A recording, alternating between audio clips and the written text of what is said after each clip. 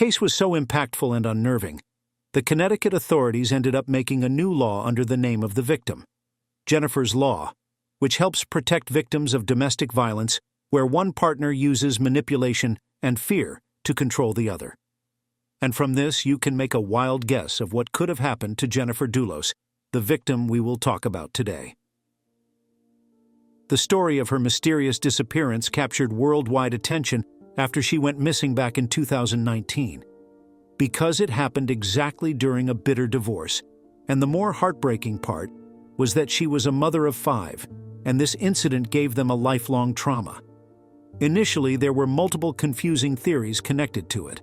First of all, there was financial despair and fear surrounding her estranged husband, Fotis Dulos. He had been struggling with the failing real estate business and the climbing debts. To worsen the matter, Fotis was becoming more desperate just the weeks before Jennifer went missing. But besides that, through friends and family members, it has recently surfaced that Jennifer was living in constant fear before the weeks of her disappearance. She had noticed someone stalking her, which made her feel increasingly unsafe. To protect herself, she took her car and moved to a different location, using a new phone number. Additionally, she had cut back on her communication with Fotis. And here comes another suspicious twist when a strange 911 call was made from Jennifer's phone, which has gone missing. The shocking turn? That the caller was actually a child. Right now, there is no clue related to the phone. Was it the stress from the children who witnessed what happened? Or was it something more sinister to an already horrifying nightmare? Let's investigate the case thoroughly right from the beginning. Jennifer Faber and Fotis Dulos had met back in their college days at Brown University. Fotis was previously married to another woman named Hilary Vanessa Aldama, who was also a fellow Brown graduate. But the marriage lasted only 4 years. While still married to his first wife, Fotis began emailing Jennifer Faber during her graduation days. Fotis was a charming, handsome, and ambitious real estate developer. He owned Fotis Group, a custom building company that mainly operated in Hartford and Fairfield counties. Naturally, it didn't take much time to kick off a romantic relationship between them. And just over a month after Fotis's divorce, Jennifer got married to him in 2004.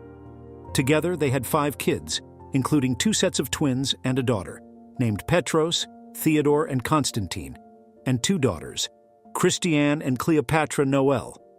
They also shifted to a nice home in Farmington, Connecticut, and enjoyed a comfortable life that revolved around sports, especially water skiing. As a homemaker mom, she worked as a writer for Patch.com and ran her own blog. Everything was fine initially, but over time their marriage fell apart. In a 2012 blog post, Jennifer talked about problems in her marriage, saying, "I wish I were a strong person, and that confrontation did not both scare and appall me." Lauren remembers a frightening moment when Jennifer tried to shield her children during a heated argument with Fotis. By 2016, Fotis was often away from home, spending a lot of time at water skiing competitions. It was during one of these trips to Miami that he met Michelle, a single mother from Venezuela who also competed in water skiing. The two began an extramarital affair soon after. Jennifer eventually found out about Fotis's affair by coming across some emails and receipts. She confronted him about this, and, fearing for her and the kids' safety, quietly made plans to leave. So she directly filed for divorce and moved to a rental home in New Canaan with the children. What's surprising is that Michelle and her daughter also took the opportunity and moved in with Fotis in Farmington. This time, Jennifer's friends supported her through the tough legal battles. Jennifer claimed to them that Fotis threatened her to kidnap their children if she didn't agree to his divorce terms, and that he bought a gun for protection. Fotis completely denied all these later, but quite suspiciously came one day which started as normally, but then took a sinister turn that no one ever expected. May 24, 2019. Jennifer Faber Dulos started her day following her usual morning routine, like getting her kids ready for school. Afterward, she was supposed to attend a dentist appointment in New York City, but unfortunately, she never showed up. In fact, Jennifer was last seen around 8 a.m. on that day after dropping her kids off. At 8:05, a neighbor's security camera even recorded her coming back home. Almeida got to Jennifer's house at 11:30 a.m., and was surprised to see Jennifer's Range Rover in the garage since she planned to use it for the appointments.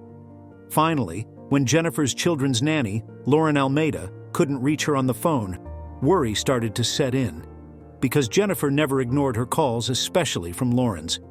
As more time passed and Jennifer was still missing, the children were taken to their grandmother Gloria Farber's house in New York City. By 7 p.m., Lauren had no other way apart from contacting the police. She thought it's important to report Jennifer's disappearance amidst an ongoing and messy divorce. Connecticut State Police Sergeant Kenneth Ventresca took charge in the investigation. Later, officers found Jennifer's SUV abandoned in Waveney Park with signs of a violent incident inside, including what appeared to be blood. A large-scale search effort began under the supervision of Sergeant Ventresca. But surprisingly, Jennifer's estranged husband, Fotis Dulos, seemed surprisingly unconcerned as the investigation unfolded. The day after Jennifer went missing, Fotis was called to the New Canaan police station for interrogation, but he didn't even cooperate. However, police tracked his phone to Albany Avenue in Hartford around 7 p.m. on May 24th, which was close to the time Jennifer was reported missing. CCTV cameras caught Fotis tossing black garbage bags at different spots. Not only that, a new woman, who was later identified as Michelle Troconis, was also seen in the truck with him. When detectives searched the trash, they found some really troubling evidence like zip ties with human blood and Jennifer's DNA, along with women's undergarments and a Vineyard Vines shirt that matched Jennifer's size. And that's not all. They made a discovery in her garage, a blood-like substance and signs of a cleanup attempt, which suggested it's not only a disappearance, but a violent incident had also taken place. Sergeant Ventresca and Detective John Kimball from the state's major crime squad examined the scene and found clear indications of gruesome crime. And all the evidence pointed to Fotis because he had a motive related to his difficult divorce. Jennifer also had documented his dangerous behavior in court, and Fotis was under immense financial pressure due to legal fees, a struggling business, and losing shared custody of his kids, all of which seemed to drive his desperation. So, on June 1st, 2019, 8 days after Jennifer vanished, Fotis Dulos and Michelle Troconis were arrested for tampering with evidence and first-degree hindering prosecution. Despite this, police didn't have enough evidence to charge them with murder. While Fotis stayed silent, Michelle took part in 3 interviews during which detectives suggested that Jennifer had likely been killed. Investigators pressed Michelle to see if she knew where Jennifer's body might be, asking her if she had any idea where Fotis could have hidden it. But Michelle denied knowing anything about a body and tried to give Fotis an alibi, saying he was at home with her that morning. She described the routine. Fotis wakes up. I go to the bathroom. I brush my teeth. I get into the shower. But little did she know, this alibi would later come back to haunt her. Fotis and Michelle were both released on bond, but were ordered not to have any contact with each other. Fotis stayed at his home in Fort Jefferson Crossing, while Michelle moved into her own apartment, where she was often referred to as the other woman. About 10 days after Jennifer disappeared, investigators found some documents at Fotis and Michelle's place. These documents looked like alibi scripts because they contained a timeline that they created to ensure their stories matched. When asked why Hartford wasn't mentioned in the timeline, Michelle explained that she had planned to add it but got interrupted. This explanation raised some more doubts in investigators. The prosecutors then focused on what they believed was the actual series of events, starting early on May 24th, the day Jennifer went missing. Surveillance footage showed a truck leaving a house Fotis had renovated for sale around 5:30 to 5:35 a.m. A red pickup truck was seen heading towards Route 4, and Sergeant suspected Fotis was driving this truck, heading towards New Canaan, where Jennifer lived. Later that morning, around 8 a.m., the same red Toyota pickup truck was spotted driving south near Waveney Park in New Canaan, not far from where it had been parked. Investigators believed Fotis had brought a bicycle with him, which he used to travel the last 3 miles to Jennifer's house on a back road. He waited for her to return after dropping off her kids at school, and when she did, a violent confrontation took place in the garage. While Fotis was attacking Jennifer, Michelle was sketching an alibi back at their house. To make the alibi more believable, Fotis had left his phone at home and arranged a call with a friend in Greece, which Michelle answered to make it seem like Fotis was still there. But in reality, at that time, Fotis was busy cleaning up the crime scene. No wonder it's a classic killing conspiracy in quite a cinematic way. After committing the crime, Fotis then supposedly put Jennifer's dead or unconscious body in her SUV and drove it away. Her vehicle was discovered about 3.5 miles away on Lapham Road near Waveney Park, just a short distance from where Fotis's truck had been parked. Investigators couldn't follow Fotis's movements for the next 40 minutes. They think he might have gotten rid of Jennifer's body or moved evidence, like bloody clothes, from the SUV to the truck. Finally, Fotis's truck returned to the empty house at 12:22 p.m., right before Fotis met Michelle for lunch. Naturally, it shows that Michelle was already aware of what had happened. Later that afternoon, Michelle showed up at the empty house on Mountain Spring Road with cleaning supplies and garbage bags, saying they were getting ready for a showing the next day. However, prosecutors think she was actually packing up evidence and burning them, with smoke seen coming from the east chimney. Surveillance footage shows Michelle pacing back and forth multiple times, taking breaks of 5 to 9 minutes in between. Meanwhile, one of the key witnesses for the prosecution, Paavo Gumani, who worked for Fotis Dulos, shared a conversation he had with Michelle about a month before Jennifer Dulos went missing. He noticed that Michelle was upset during their chat. Paavo also testified that Fotis took his red pickup truck without asking. When he showed up at the house where Fotis and Michelle were cleaning, he noticed the keys were missing. Fotis claimed Michelle had them, but it turned out that Michelle took the keys to keep Paavo from using the truck for the weekend, since they hadn't had a chance to wash it yet. After she gave the keys back, Paavo took his truck home. Then, just 5 days after Jennifer disappeared, Fotis drove the truck to the car wash where he met up with Michelle. Later on, he suddenly suggested Paavo take out the 2 front seats of the truck and find some replacements. Even though Paavo was hesitant, he eventually removed the seats and handed them over to the police. The reason was there was a blood-like stain on the passenger seat, and tests showed it belonged to Jennifer Dulos. This evidence also played a crucial role in the investigation, which ultimately led to the arrests of Fotis Dulos for murdering his wife and Michelle for helping plan the crime. After that, they would never see or talk to each other again. Michelle was in the courtroom every day with her family, trying to keep her emotions in check except for an occasional tear. Michelle's attorney, John Shorn, argued that she was misled by Fotis Dulos, who supposedly told her that his wife had just run away.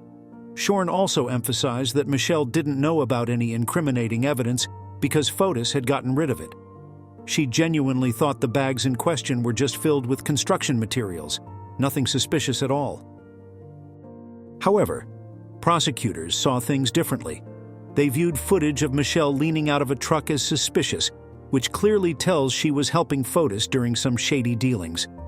Michelle firmly denied this, saying her gesture was completely innocent. Shorn criticized the prosecution for relying on speculation, especially since nothing was found in Michelle's fireplace when the police searched for signs of foul play. Shorn also maintained that Michelle's willingness to cooperate with the police, like sitting for multiple interviews and searching for Jennifer's body, showed she had nothing to hide. But the problem was that Michelle first said she showered with Fotis the morning Jennifer disappeared. But then she changed her story and claimed she didn't see Fotis at all that morning. This flip-flopping made people doubt her honesty. The police and the prosecution suspected that Michelle helped create an alibi, especially when it came to a phone call she got on Fotis's phone. But to support this change of version, the defense brought in memory expert Elizabeth Loftus to explain how stress can mess with our memories. They also had Professor V. Marion testified about how language skills can affect memory recall, noting that Michelle's English was at a medium level. After 3 days of presenting their side, the defense wrapped up without Michelle taking the stand. But things took a serious turn in the courtroom when one day, Jennifer Dulos's 5 kids walked in. It had been 5 years since she disappeared, and their presence brought a heavy emotional weight to the room. The kids had known Michelle and even called her Mishi, which made everything feel even more complicated during the trial. because it showed the kids knew Michelle quite well too. And after 6 weeks of testimony, it was time for closing arguments. Prosecutor Michelle Manning called the case a conspiracy and cover-up involving Michelle and Fotis. After more than 2 days of discussion, the jury reached a unanimous decision, and the foreperson announced Michelle was guilty on all counts in March 2024, including conspiracy to commit murder. And she was sentenced to 14.5 years in prison this year. In the meantime, Fotis Dulos out on bail, and he also missed a January 28th court hearing. When the authorities came to investigate, he was found unresponsive at his home in Farmington. He used a vacuum cleaner hose to send carbon monoxide from his SUV into the car. First responders performed CPR and got a faint pulse, then took him to Jacobi Medical Center for treatment, but he eventually died 2 days later. Fotis was also found guilty in this case, but as he committed suicide in January 2020, it shifted all the focus to Michelle. Honestly, Michelle faced a lot of negativity when she first stepped into the public eye, with many labeling her as a homewrecker. According to her family, she thought she was dating a guy who was just going through a friendly divorce.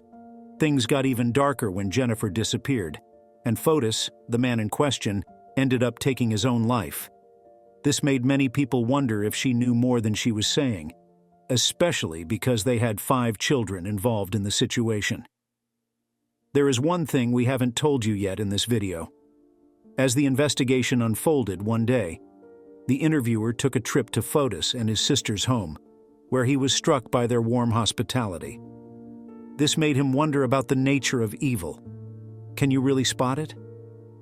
Fotis seemed friendly and caring, but his later actions revealed a different side, making people question if someone can hide evil behind a charming exterior. Naturally, the parents of Jennifer Dulos didn't leave their grandchildren with the Dulos family. The 5 kids, who have gone through a lot of hardship, now live with their grandmother, Gloria Farber, and their longtime nanny. They are still awaiting sentencing, which adds to their difficult situation. The effects of the case reach beyond Michelle, impacting many, including Jennifer's friends, who said that Jennifer is remembered through her children and lives on in their hearts. But one thing is still itching the authorities: that, despite extensive searches in Farmington and nearby areas, Jennifer's body has never been found. It's still an unsolved mystery in this case. Her family even tried to get a legal declaration of death, but it was denied. Because Connecticut law requires a 7-year waiting period to declare a person dead if the body is not found.